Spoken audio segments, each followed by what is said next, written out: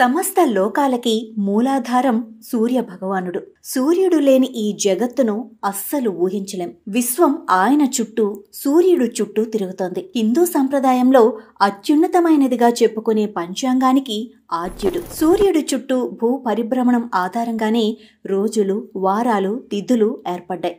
అందుకే సూర్య భగవానుణ్ణి ప్రత్యక్ష దైవంగా కొలుస్తూ ఉంటాం. సమస్త జగత్తులో చీకట్లను తొలగించి వెలుగును ప్రసాదిస్తాడు సూర్యుడు. అజ్ఞానాంధకారాన్ని పారద్రోలే జ్ఞాన పూర్ణుడిగా పూజిస్తూ ఉంటాం. సూర్యుడిని పూజించటానికి ఓ రోజు ఉంది. అదే రథసప్తమి. హిందూ పంచాంగం ప్రకారం ప్రతి సంవత్సరం మాఘమాసంలోని శుక్లపక్షం 7వ రోజును రథసప్తమిగా జరుపుకోవటం ఆనవాయితీగా వస్తోంది. ఈ పండుగను అచల సప్తమి, సూర్య జయంతిగా పిలుస్తారు. పురాణాల ప్రకారం సూర్య భగవానుడు మాఘ శుక్లపక్షమి రోజునే జన్మించాడు. ఇదే రోజున సప్తాస్వరుడై భక్తి కోటికి దర్శనమిచ్చాడు. ఎంతో విశిష్టత కలిగిన ఈ పవిత్రమైన రోజున సూర్య భగవానుణ్ణి భక్తి శ్రద్ధలతో పూజించటం వల్ల ఎలాంటి అనారోగ్య ఛాయలు దరిచేరవని భక్తులు విశ్వసిస్తారు. ఈ రోజున నదీ స్నానానికి ప్రాధాన్యత ఇవ్వాల్సి ఉంటుంది. నదిలో స్నానం చేసి సూర్యునికి అర్ఘ్యాన్ని సమర్పించాలి. సూర్య మంత్రాలను జపించాలి. ఆదిత్య హృదయాన్ని పఠించాలి.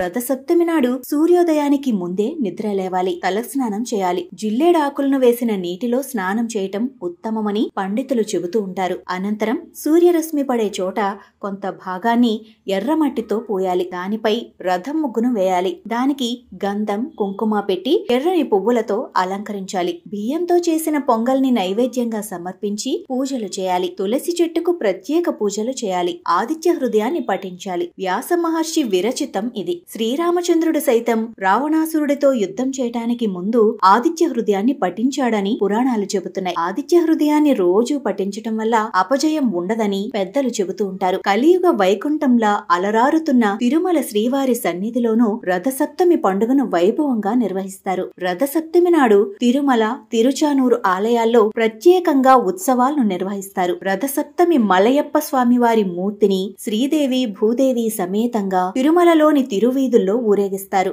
వాహనాలపై వెంకటేశ్వరుని మందిరాన్ని ప్రదక్షిణ చేయిస్తారు.